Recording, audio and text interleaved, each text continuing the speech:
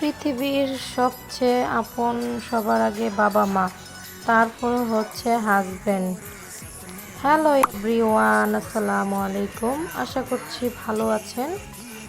এই তো বাবা মাকে নিয়ে ভাই, ছোট বোন, বাচ্চাদের নিয়ে সবাই মিলে একসাথে একটি আয়োজন করেছিল ছোট ভাই।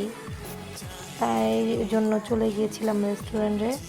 খুবই মজা হয়েছিল বাবা মার সাথে, খুবই ভালো লাগছিল। সবাই একসাথে হয়েছি। বাবা মা হচ্ছে আপন পৃথিবীতে, তারপরে হচ্ছে স্বামী। দেন যাই হোক, খাওয়া দাওয়া তো করছি সবাই মিলে একসাথে, খুবই অনেক মজা লাগছিল। বাবা মার সাথে ফার্স্ট একটি রেস্টুরেন্টে খাওয়ার ভাগ্য হলো। আলহামদুলিল্লাহ আলহামদুলিল্লাহ। আর এখান দিয়ে তো বাচ্চা কাচ্চা খুবই ডিস্টার্বিং করছিল।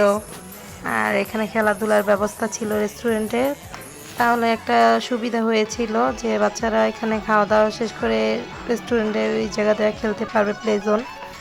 আর এই তো খাওয়া দাওয়া শেষ, বেরিয়ে যাচ্ছি সবাই মিলে, খুবই মজার একটা এনজয় করছিলাম। এই এই আনন্দটা লাখ টাকা দিয়েও কেনা যাবে না।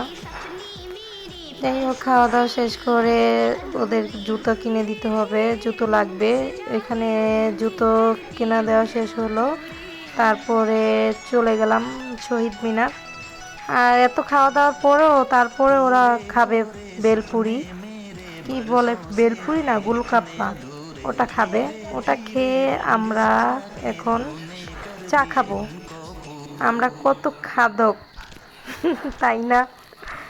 এখানে গোলগাপ্পা খেলো, আবার চা, ওরা তেঁতুল চা নিয়েছিল আর আমরা দুজন দুধ চা বা কফি। খুবই মজা লেগেছিল ওই দিনটা, কখনো ভুলবো না। বাবা মা, তোমাদেরকে অনেক অনেক থ্যাঙ্কস আমাদের সাথে বের হওয়ার জন্য। খুবই ভালো লাগছিল, লাখ টাকা দিয়েও কেনা যাবে না বাবা মার সাথে বের হয়ে খাওয়া দাওয়া। খুবই মজা লাগছিল, আর এই দিনটা কখনো ভুলবো না। আর এই তো আমরা এদিকে চা খাচ্ছি। আর আমার ভিডিওটা ভালো লাগলে অবশ্যই লাইক কমেন্ট করবেন, আর পাশে